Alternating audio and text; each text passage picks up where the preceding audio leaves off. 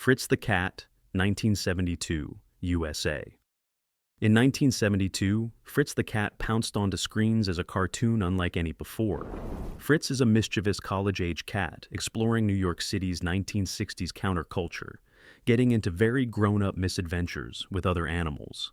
This edgy animated comedy was packed with jokes about politics and wild party scenes meant for adults only, including content about drugs and relationships not suitable for kids. In fact, it became the first cartoon ever rated X, adults only, in the United States. Many people were shocked to see a comic-looking film with such explicit content, and some countries outright banned it. For example, it was forbidden in places like New Zealand, Malaysia, and Singapore due to its offensive language, violence, and intimacy scenes. Critics were divided. Some praised its bold satire of society, while others felt it went too far. Government censors in conservative regions refused to allow screenings, fearing it would corrupt morals. Despite, or because of, the controversy, Fritz the Cat was a hit, grossing over $90 million worldwide on a tiny budget. This success proved animation could tackle adult themes and still find an audience. Years later, it's seen as a cult classic that opened the door for mature animated films.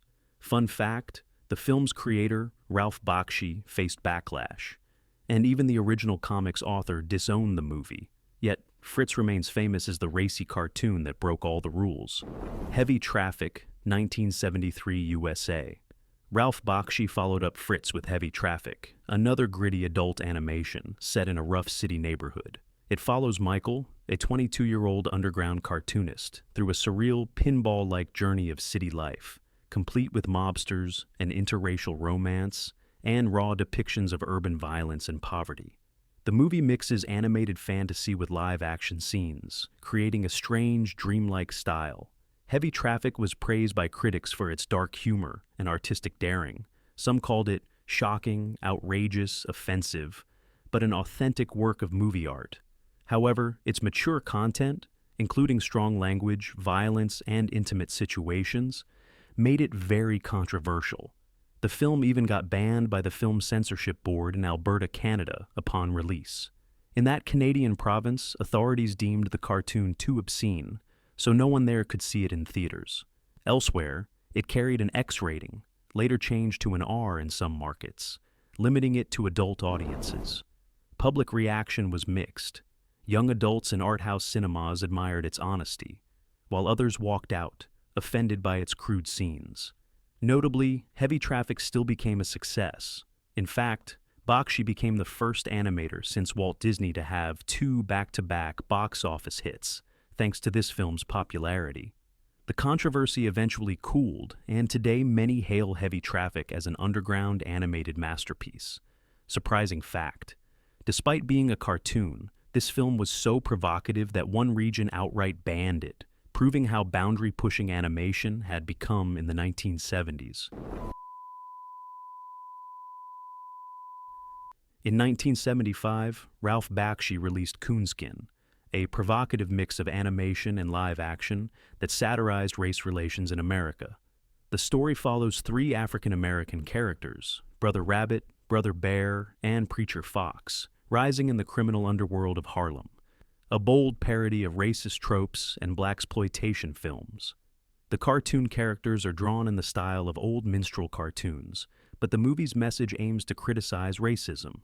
The title itself uses an offensive slur.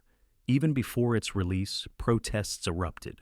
The Congress of Racial Equality, CORE, and other groups accused Coonkin of using harmful stereotypes. They picketed theaters, arguing that, satire or not, the imagery was too insulting. Under pressure, the film's distributor withdrew it from theaters just days after opening, effectively banning it from public view for over a decade. For about 10 years, 1975 to 1987, Coonkin did not see the light of day in theaters. Government officials weren't directly involved in the ban, but the public outcry was enough to scare away cinemas. People were really divided. Some black artists defended the film's harsh take on racism as honest satire, but many others felt it was simply offensive. It wasn't until 1987 that Coonkin resurfaced under a new title, Street Fight, on home video, gaining a cult following.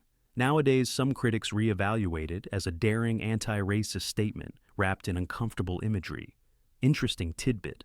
A young activist named Al Sharpton led some of the protests against Coonskin, which was one of the early controversies in his career. Love it or hate it, Coonskin showed that cartoons could ignite real-world debates about race, so much so that it was essentially suppressed from public screening for years. Tarzon, Shame of the Jungle, 1975, France, Belgium. Also known as Jungle Burger. In some countries, Tarzon, Shame of the Jungle is an outrageous X-rated cartoon parody of Tarzan. This 1975 adult comedy, directed by Belgian artist Picha, takes place in a wild African jungle where an absurd villainess, Queen Bazonga, kidnaps the hero's girlfriend. Tarzan, a silly, lanky jungle man, must rescue her from the queen, who has some very bizarre physical features, and an army of goofy henchmen. The film is full of raunchy humor and absurd, inappropriate gags. For example, the villains have a strange obsession that is definitely not for polite conversation. Such crude content led to major backlash. In some places, it was treated as obscene. Notably, New Zealand banned the film outright in 1976, refusing to allow any screenings. It wasn't until 1986, a full decade later, that New Zealand censors finally approved a cut of the film for adults, giving it an R16 rating.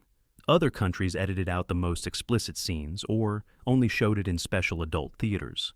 There was even a lawsuit. The estate of Tarzan's creator, Edgar Rice Burroughs, sued because the original title, Tarzon, sounded like Tarzan. A judge agreed the spoof hurt the Tarzan brand, so in the United States the name was changed to just Shame of the Jungle, and marketing materials had to remove references to Tarzan. Public reaction ranged from curiosity — it features voice cameos by famous comedians like John Belushi and Bill Murray — to disgust. Many critics panned it as vulgar and juvenile. However, in France the film was actually popular, reportedly selling more tickets there than even The Godfather Part 2 at one point. In summary, this scandalous Tarzan spoof was deemed so inappropriate that one country's government forbade it for 10 years, making it a legend among banned cartoons. And yes, our hero ultimately saves his girlfriend, but only after a lot of ridiculously adult shenanigans. Down and Dirty Duck, 1974, USA. Down and Dirty Duck, also just called Dirty Duck or Cheap, is a 1974 American adult animated film that pushed crudeness to new heights. The story is a loose, wacky string of events following Willard, a mild-mannered insurance clerk, and a wisecracking talking duck. After a chance encounter, the duck drags Willard on a surreal road trip filled with outrageous, inappropriate escapades, from bizarre desert adventures to wild parties. Along the way, they meet a cast of absurd characters, like a magical wizard, a motorcycle gang, and even a duck brothel, all depicted in a very naughty, irreverent style. The film's humor is extremely adult, full of rude jokes, cartoon nudity, and drug-induced dream sequences. Unsurprisingly, this weird film stirred up controversy. It received an X rating, meaning no one under 18 could watch, and many theaters refused to show it. Critics absolutely slammed Down and Dirty Duck. It was widely condemned for its crude humor and blatant bad taste. Some viewers and moral watchdogs were offended that a cartoon, usually for kids, was used in such a vulgar way. Although there wasn't a formal government ban, the movie had a very limited release due to its content. In some communities, it was effectively kept away from the public, only available in a few midnight cinemas. Over time, Dirty Duck faded into obscurity, known mainly among animation enthusiasts as that raunchy 70s cartoon. Oddly enough, the film's creators included comic talents from the rock music world. The main voice actors were Howard Kalin and Mark Volman from the band The Turtles, who also wrote songs for the movie.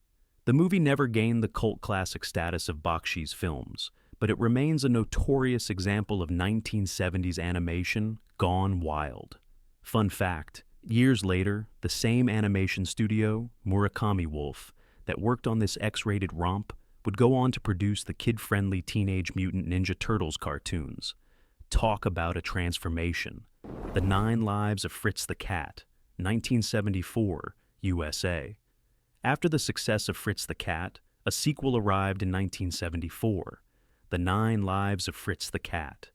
This animated black comedy continues Fritz's story, but in an unusual way. It's an anthology of short adventures, each like one of the cat's 9 lives. Fritz, now a lazy middle-aged tomcat in the 1970s, daydreams to escape his boring reality. In each fantasy, he lives out a different wild scenario, from being a rich and famous rock star to an astronaut to even experiencing a futuristic race war in one segment. These episodes are filled with the same kind of mature content and satire as the original Fritz. There are adult situations, social and political jabs. One life spoofs the 1970s social scene, another pokes fun at government and religion, and plenty of risque humor.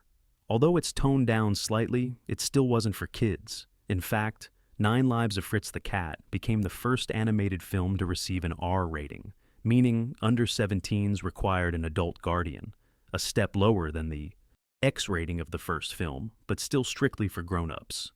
Controversy and reception. By 1974, audiences were somewhat familiar with the idea of adult animation thanks to Fritz's first outing. Even so, some critics and community leaders were unhappy to see Fritz return with more profanity, drug references, and cartoon nudity. The movie didn't face outright government bans like some others on this list, but it did meet disapproval and limited distribution. Many theaters in conservative areas simply chose not to book it. The film also got mixed to negative reviews. Most felt it lacked the shock value and cultural impact of the original.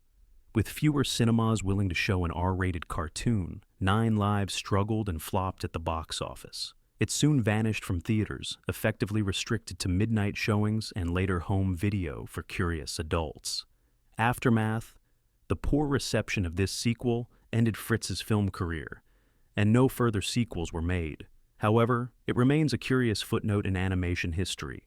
One interesting fact is that the producer Steve Krantz went ahead with this sequel without Ralph Bakshi, the original director, or Fritz's creator Robert Crumb. And Crumb famously hated how Fritz was portrayed, even killing off the character in his comics. In short, The 9 Lives of Fritz the Cat tried to continue Fritz's edgy legacy, but ended up as a controversial, lesser-known chapter, one that still carried enough adult content to keep censors and parents on guard. Watership Down, 1978 UK. At first glance, Watership Down looks like a gentle cartoon about rabbits, but 1978 audiences quickly learned it was something much darker. Based on Richard Adams's novel, the animated film follows a band of rabbits escaping their warren to find a new home, guided by a brave leader named Hazel and a small rabbit seer named Fiver. Unlike cuddly bunny tales, this story treats the animal world seriously. The rabbits face terrifying dangers: predators, hunters, even war with other rabbits. The film's plot is an adventure with real stakes. Rabbits are injured or killed in the fights, and there are frightening scenes of fields full of blood as their old home is destroyed. Why it was controversial. Watership Down shocked parents and children with its graphic violence and mature themes. Cute cartoon bunnies were shown bleeding, fighting to the death, or crying out in pain. Scenes far more intense than typical family animations. The film deals with death, survival, and even some spiritual elements. Rabbit folklore of the Black Rabbit of Inlay, a Grim Reaper figure. In the UK, the movie was given a U certificate on release, meaning it was deemed suitable for all ages. This led to huge controversy and outcry. Parents expecting a mild kids' film were horrified when their young children ended up in tears or nightmares after viewing. The British Board of Film Classification received complaints every single year for decades about why Watership Down was rated for kids despite its harrowing content. Some called it a one-way ticket to post-traumatic stress disorder for children. Public and government reaction. There wasn't an official ban, but many efforts were made to warn viewers. Some TV networks placed disclaimers before airing it on Easter, when unsuspecting families might watch a bunny movie. Eventually, in 2023, a full 45 years later, the UK rating was officially raised to PG parental guidance due to the film's mild violence, threat, and bloody images. Other countries originally rated it for older kids or teens, and some parents informally banned their younger kids from watching it. Aftermath. Despite scaring a generation, Watership Down is acclaimed as a classic today, noted for treating animation seriously and not sugarcoating nature's dangers. It even spawned a TV series and remakes with toned-down violence. And it wasn't all terrifying. The theme song, Bright Eyes, became a hit single, deceptively gentle compared to the film's brutality. Interesting note, the director, Martin Rosen, purposely had a poster showing an injured rabbit to signal it was not a fluffy kitty tale. Even so, many were caught off guard. To this day, Watership Down stands as a reminder that animated films aren't always child's play, and sometimes the cute bunny movie turns out to be anything but cute. Belelladana of Sadness, 1973 Japan. Belelladana of Sadness is a haunting 1973 Japanese animated film known for its beautiful art and extremely adult content. It's a dark fairy tale set in medieval France, following a peasant woman named Jeanne. After Jeanne is tragically attacked by a cruel lord on her wedding night, a scene conveyed through abstract yet disturbing visuals, she is shunned by her village. In despair, she makes a pact with a spirit, often interpreted as the devil, who appears to her in phantasmagoric visions. These visions are drawn in a gorgeous yet psychedelic style, watercolor paintings that morph into erotic and violent imagery as Jeanne gains magical powers. She gradually becomes a powerful witch, seeking revenge and justice against the oppressive feudal system. Why it was controversial. Belladonna of Sadness shocked viewers with its frank depictions of sexual trauma and revenge, including stylized but intense scenes of assault, nudity, and even occult themes. The artwork, while beautiful, often portrays metaphorical images of intimacy and suffering that were considered highly unsuitable for general audiences. In the early 1970s, even live-action films struggled with such topics, and this was an animated film daring to show them. Public and critical reaction was mixed to negative at first. In Japan, the film was a commercial failure. Many found it too strange and upsetting. It was definitely not shown to mainstream audiences abroad at the time. There was effectively an unofficial ban on its wide release internationally, simply because no distributor would dare bring such an explicit adult cartoon to theaters. Belladonna became a hidden gem that only hardcore animation aficionados knew about for decades. It wasn't literally banned by a government, but it might as well have been censored by silence, never airing on TV or getting a wide home video release until much later. The film's studio, Mushi Production, already in financial trouble, collapsed shortly after, and some cite Belladonna's extreme content as a factor. It was regarded as just too weird, essentially the final nail in the studio's coffin. What happened after? In the 2010s, Belladonna of Sadness was restored and finally released in the US, finding a new audience who praised its avant-garde art and its feminist themes of a woman's rebellion. It's now hailed as a cult art house animation, though still very disturbing. Surprising fact, the movie's style was inspired by Gustav Klimt's paintings and tarot card illustrations, giving it a look unlike any other anime. It contains almost no traditional frame-by-frame motion. Instead, it uses pans over detailed still paintings, making it feel like an eerie moving picture book. This artistic merit is part of why modern critics have re-evaluated Belladonna, transforming it from a notorious, effectively banned film into a respected, if harrowing, work of animated art. Once Upon a Girl, 1976 USA. What if your beloved fairy tales were retold as dirty jokes? That's the idea behind Once Upon a Girl, a 1976 American live-action, Josh animated blend that turned classic stories into something straight out of an adult comedy club. In this film, the character of Mother Goose is depicted as a naughty old woman who is put on trial for telling obscene stories. To defend herself, she narrates 3 famous fairy tales: Little Red Riding Hood, Cinderella, and Jack and the Beanstalk. Except these versions are very raunchy and risque. The movie shifts into animation to show each tale, filled with lewd twists. Cinderella's fairy godmother is drunk and casts goofy spells. Red Riding Hood's encounter in the woods becomes an inappropriate farce, and so on. The cartoon scenes include nudity and suggestive acts, all meant to be comedic, but definitely adult-only content. Why it was banned or controversial. This film basically presented pornographic cartoon scenes using children's story characters, which was bound to upset a lot of people.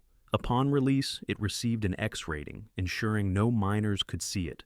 Many theaters refused to screen it at all, and some communities effectively banned it by local ordinance or pressure, considering it obscene. The public reaction was largely shock or offense. Parents and educators were appalled that someone would corrupt innocent fairy tales this way. Advertisements for the movie could barely be shown, and it played only in a handful of adult theaters before disappearing. In some places, police even raided stores that tried to sell the VHS, treating it like illegal, obscene material. Where and why it was banned. There wasn't a single national ban, but Once Upon a Girl was likely barred in countries with strict censorship.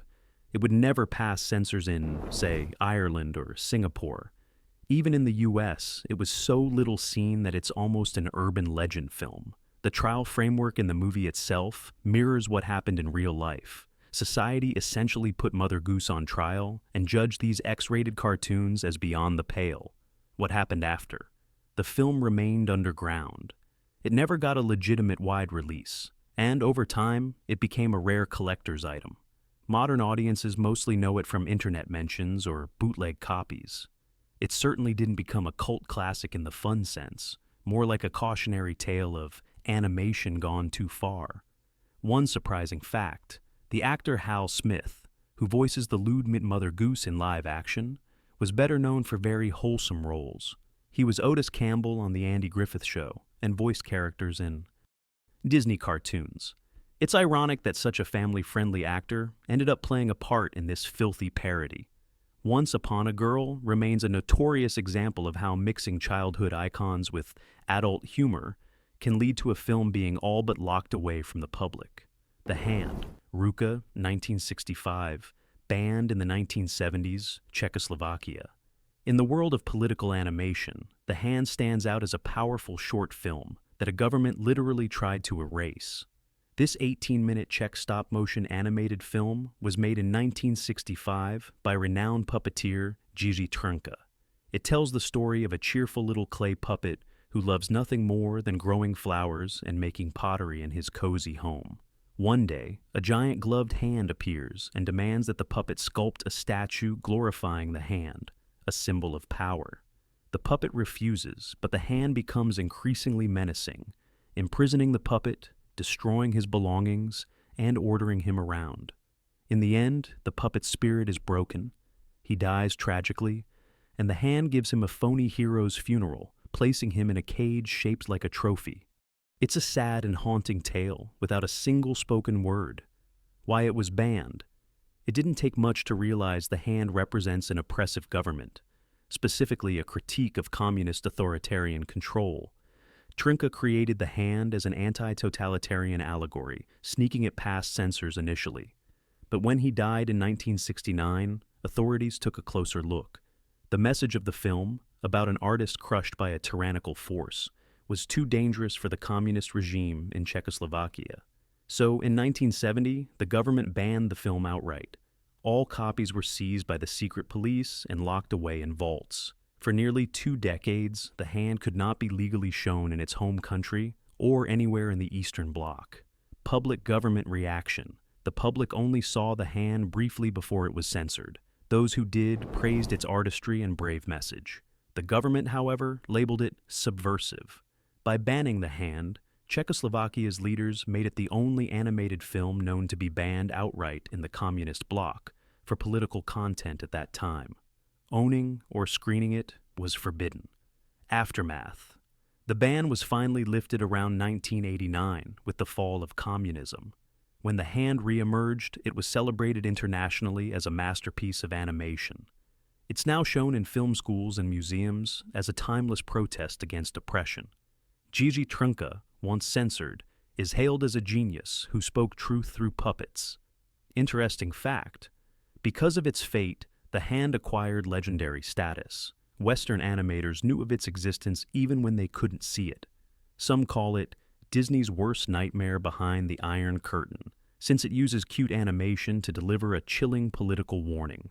Today you can easily watch The Hand, but in the 1970s, this little puppet film was hidden, testament to how a simple cartoon can threaten powerful regimes.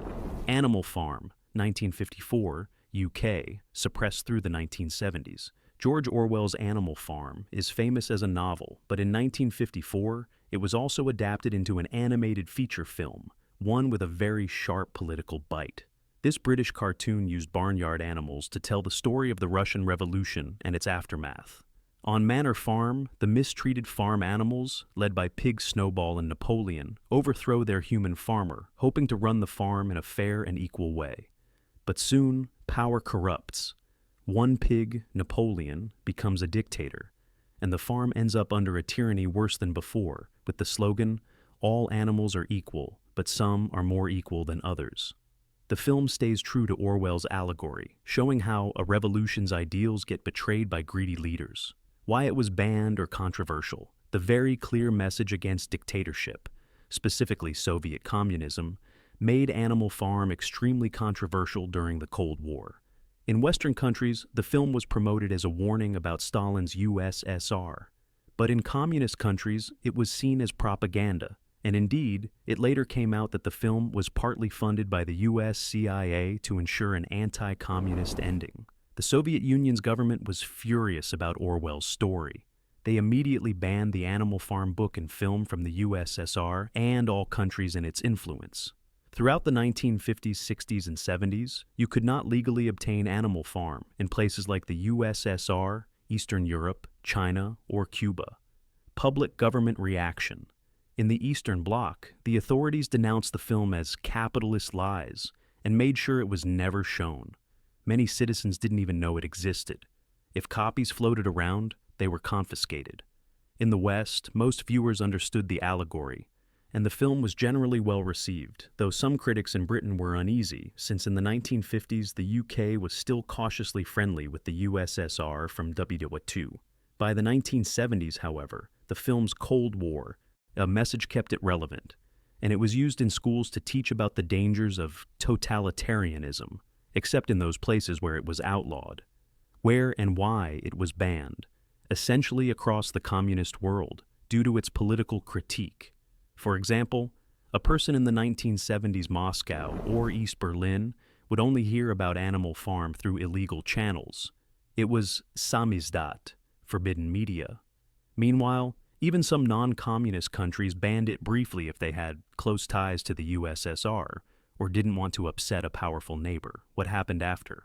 Animal Farm finally reached audiences in former communist countries after those regimes fell. It's now regarded as a classic political animation. Interestingly, because the CIA had a hand in its production, the film slightly softens Orwell's bleak ending, adding an optimistic note that perhaps the other animals might rebel again. Surprising fact, in one of the more dramatic efforts to get the story to oppressed people, the CIA in the 1950s flew balloons over Eastern Europe, carrying copies of the Animal Farm book, dropping them like propaganda leaflets. That's how seriously they took the message. In summary, this Animal Farm cartoon might look like a tale about pigs and sheep, but it was considered so dangerous in its ideas that it was banned for decades in many parts of the world. A testament to the power of animation to deliver a political punch. Each of these 11 animated films, whether dealing with social satire, political allegory, or shockingly adult humor, faced the wrath of censors or the court of public opinion. From the United States to Europe to Asia, the 1970s showed that cartoons weren't just kid stuff. They could challenge governments, scandalize society, and spark big conversations. Bans and controversies only added to their notorious legends. Today, most of these films have emerged from the shadows, often celebrated as cult classics or important historical works. But back in the day, they proved the pen, or animator's pencil, can indeed be mightier than the sword, and sometimes a seemingly simple cartoon can shake up the world.